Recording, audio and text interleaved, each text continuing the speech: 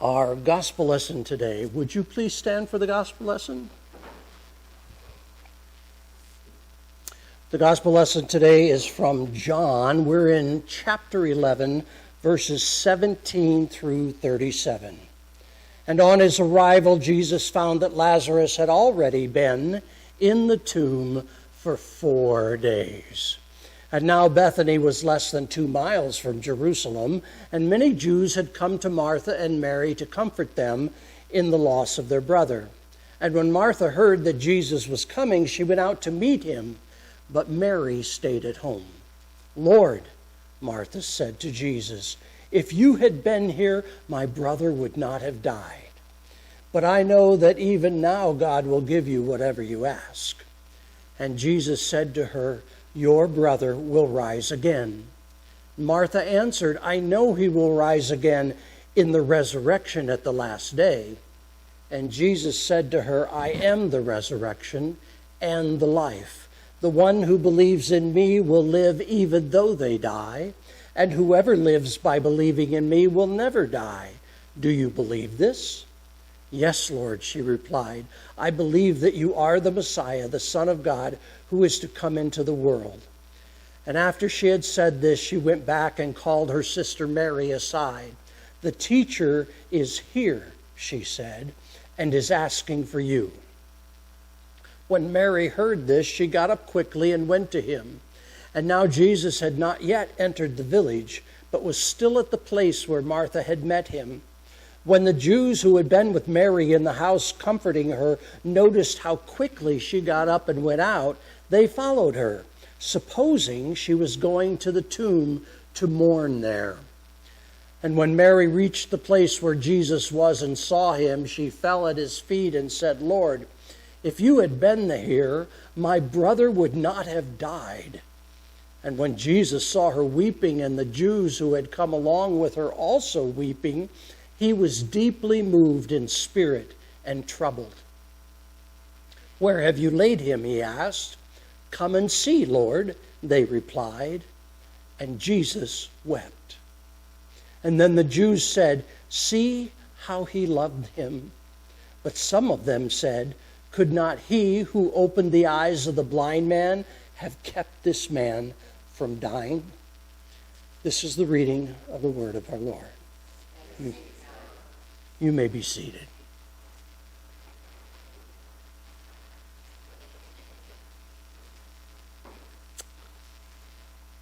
When we think about testimonies, we think about 3 elements to testimonies, and the first one is conviction. If you in your brokenness recognize your own brokenness, we call that conviction. It's the first thing, part of a testimony, is to have that conviction of your own brokenness. The second part of a testimony is wrestling with God. Now, here's the problem.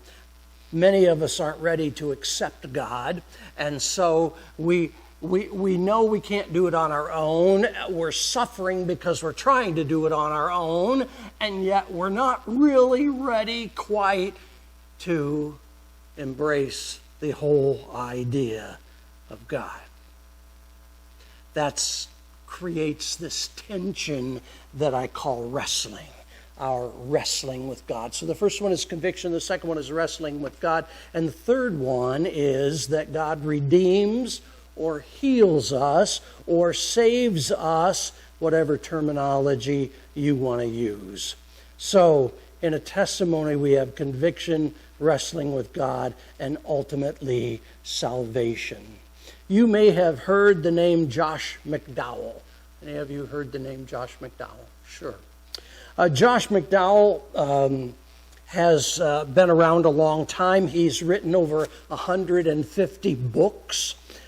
He was the spokesperson for Campus Crusade for Christ for decades, and he spoke all over the country. He gave his testimony when he was speaking, and ultimately he decided that he would do a movie about his own testimony. He called the movie Undaunted. And we're going to see a couple clips from that today. Our opening scripture will be Lamentations. This is 3:19 through 23. I remember my affliction and my wandering, the bitterness and the gall. I will remember them, and my soul is downcast within me. Yet this I call to mind, and therefore I have hope. Because of the Lord's great love, we are not consumed, for his compassions never fail. They are new every morning. Great is your faithfulness. Have you ever felt abandoned? Yeah, me too. In fact, when I was going to see a counselor for a while, that counselor declared to me something I hadn't ever realized. He said, your worst fear is abandonment. Okay. Probably right. And later I was abandoned. So I can tell you I lived through it. I lived through it. And so did Josh McDowell. Josh had a violent alcoholic father and a mother who wasn't able to really help. Neither of them were ever there for him. And most of the time he actually received abuse, especially from his father. The result of all of this is that Josh, as a child, was angry with God. If you haven't been angry with God, you probably don't believe in him. And all of us have been angry with God at some time. This first clip is called Abandoned.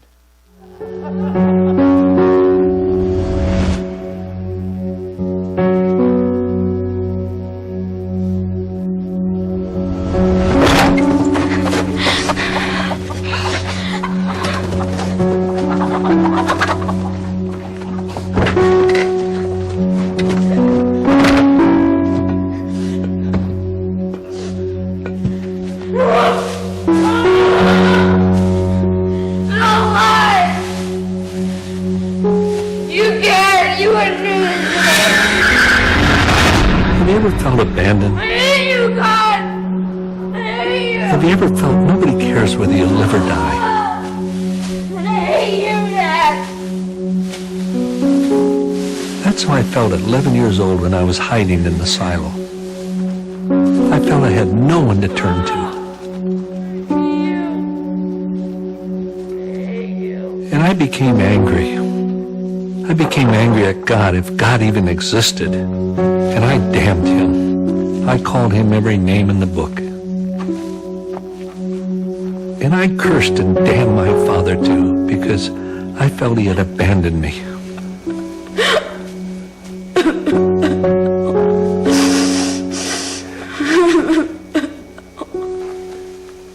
My father was an alcoholic. He was a town drunk. My mother was so overweight, she was practically an invalid. One of my sisters committed suicide. My other sister joined the army just to get away from home. My oldest brother, Wilmot, he actually sued my parents in a court of law. It wasn't a very happy home. And I can remember so often just feeling alone, like I was just completely alone.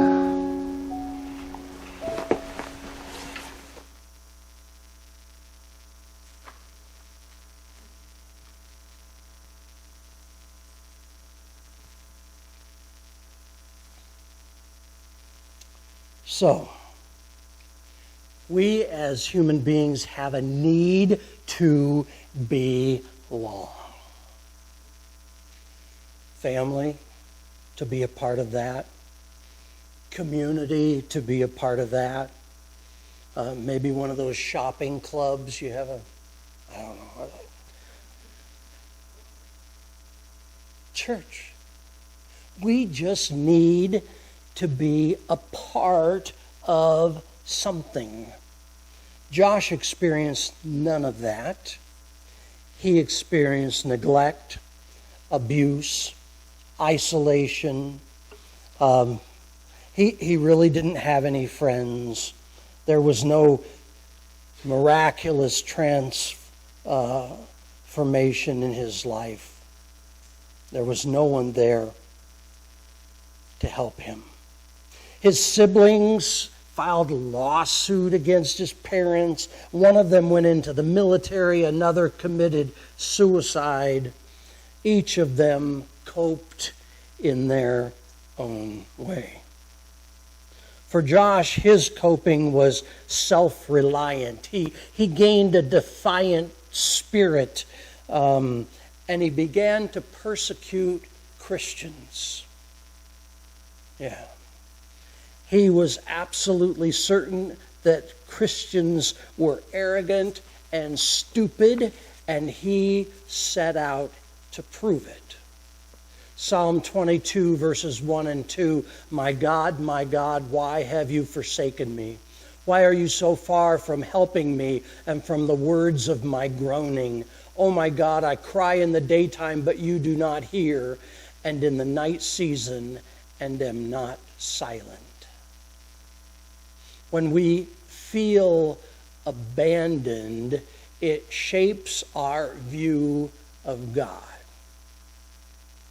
Our need to belong leads us down all these wrong paths. The reason gangs are so popular in city areas is that kids need to belong.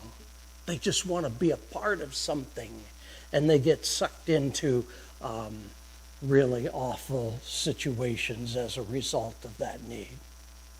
Josh decided to disprove Christianity once and for all. This clip is entitled, It's True.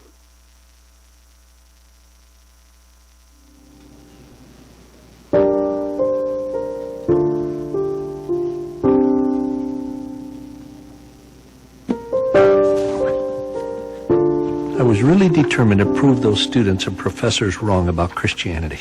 I kind of wanted to rub it in their faces, if you know what I mean. The problem for me was I couldn't find enough material at the Kellogg College library to prove my main points. And funny how these things happen, I began to get the idea of going to Europe to study original manuscripts that I knew were housed in some of the libraries over there.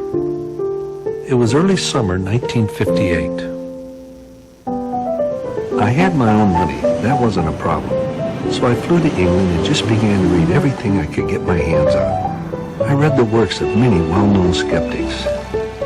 I also examined the writings of a smaller group of individuals, all of them proficient in their areas of expertise, who started out as unbelievers and later became Christians. This intrigued me, and I wanted to find out why. What led them to change? There was Lord Lyttelton, who later became Chancellor of the Exchequer, Gilbert West, Sir William Ramsay, Frank Morrison, C.S. Lewis, all of them educated, successful men and skeptics who became believers after carefully studying the evidence. On the same trip, I went to Germany, France, and Switzerland. I'd go into various museums and libraries and look into the glass display cases holding rare books and manuscripts. I couldn't read Greek or Hebrew, but I knew those manuscripts were real, and I studied the background and significance of each one. I made my way back to England, and just a day or two before my return trip to the States, I went to a library on the northeastern edge of London. It was a small library someone had told me about, and it had several books and manuscripts I wanted to study. By this time, I was tired, really tired. I remember it was about 6:30 in the evening, and I leaned back in my chair, put my hands behind my head, and said out loud, "It's true." I said it again. It's true. And again. It's true.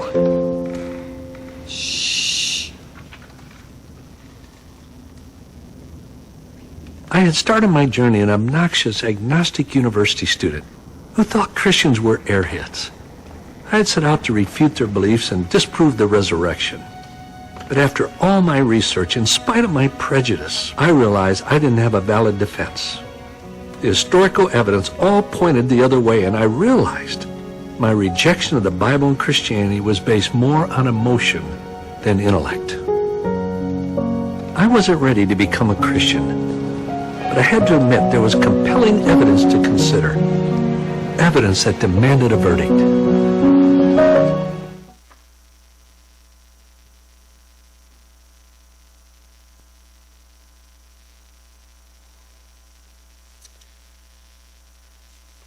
Most people who don't believe in God are just hurt people responding to their pain. Hurt people hurt people. Yeah, you may have heard that before. And they reject God, and they try to disprove his existence. Why? Because they receive no comfort, and they don't want you to either. No comfort. Certainly not the comfort that comes from your faith. So, emotional pain separates us from God. And Josh felt this when he set out to disprove God's existence. The scriptures tell us, "Seek and ye shall find." And I wonder, you might ask yourself, because we're all wounded in one way or another, does your woundedness drive you toward God or away?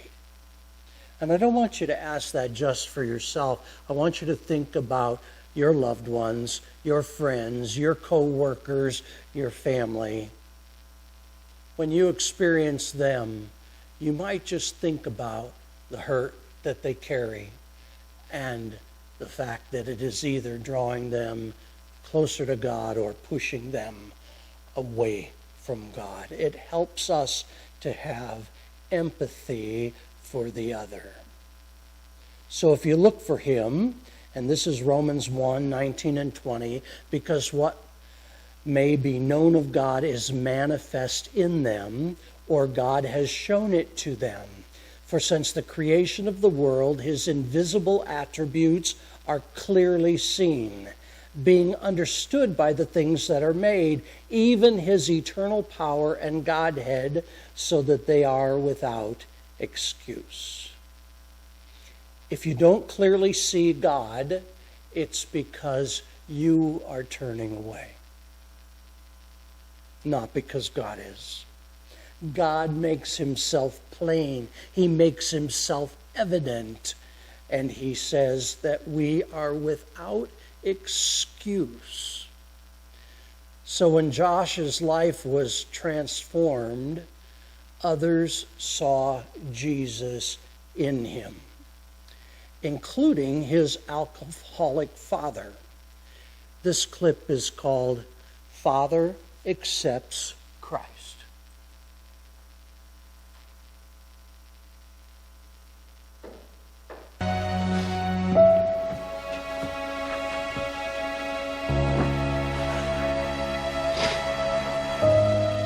Josh, if Jesus can do in my life what I've seen him do in yours, then I want to know him.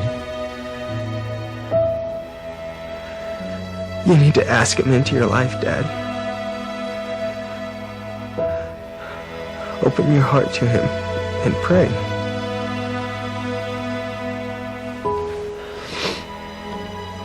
God, if you are God, My dad just prayed a simple prayer, a farmer's prayer I call it, very down to earth. All I could do was cry. then please come in.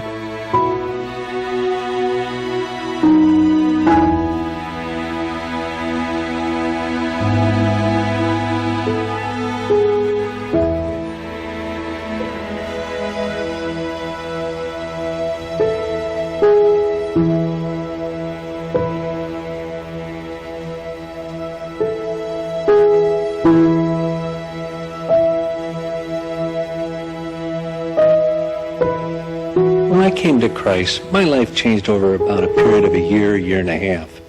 But when my father made that decision, the change was immediate.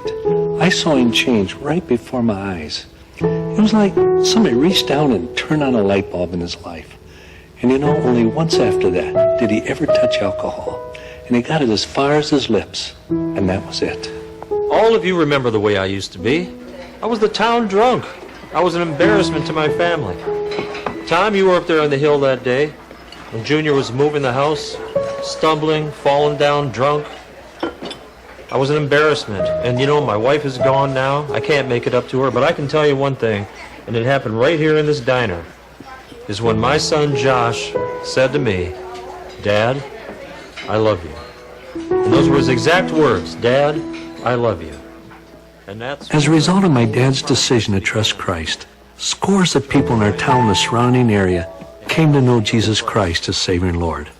All because of the changed life of the town drunk.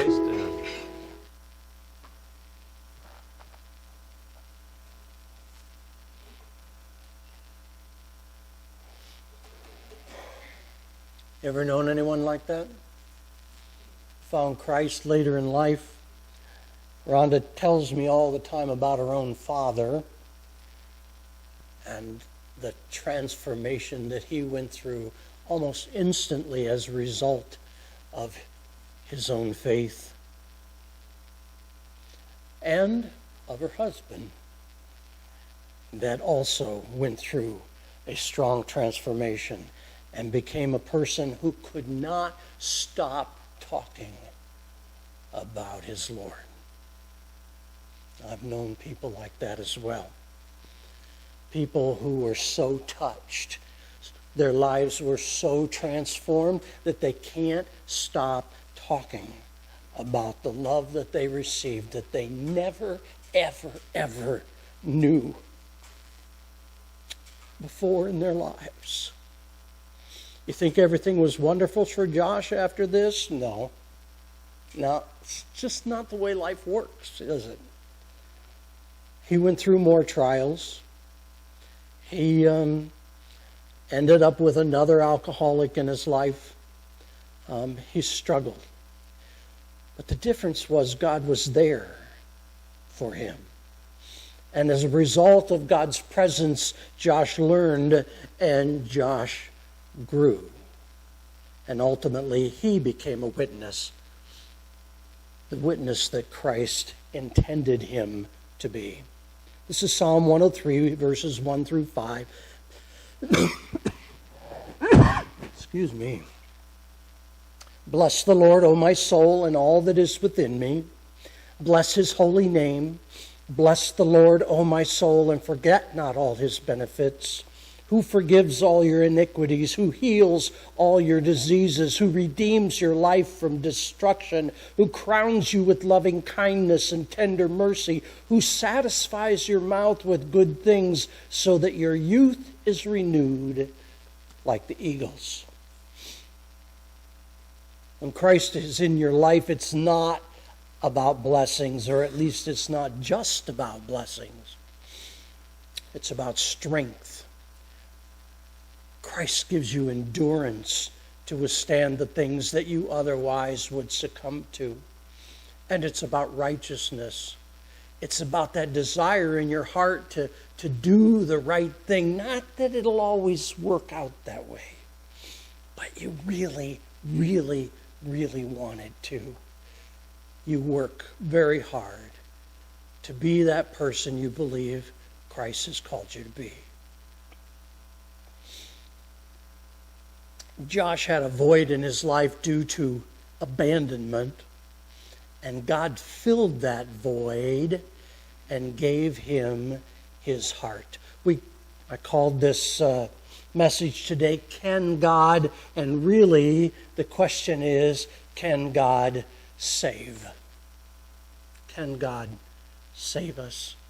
Can he transform us? Can he fill us with love that the world will never, ever give us? I had a man who walked into my office one time. I was serving a large, old downtown church, and in Indiana. And he came into my office. He had just finished reading a book by Max Lucado that really touched his heart. He was retired from the Shell Corporation. He had spent most of his life on the 90th floor of some high-rise building in Tokyo, where he ran the Shell Corporation. He was a very wealthy man, and he had come home to this little town in Indiana when he retired. And he sat down in my chair, and he told me about reading the book from Max Lucado, and he said, I've just been too bad in my life. This may work for some people, but God's never going to want to do that kind of work in my life, the kind of work he had just read about in the book by Max Lucado. So we talked about that. I said, so God's not big enough? He's not powerful enough? He's not strong enough? He doesn't love you enough? Why can't God transform your life just like he did the lives of those people that Max Lucado wrote about? And right there,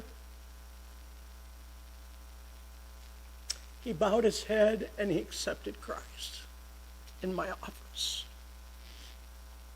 And you could see the light come into his eyes that was never there before. You could see his heart changing.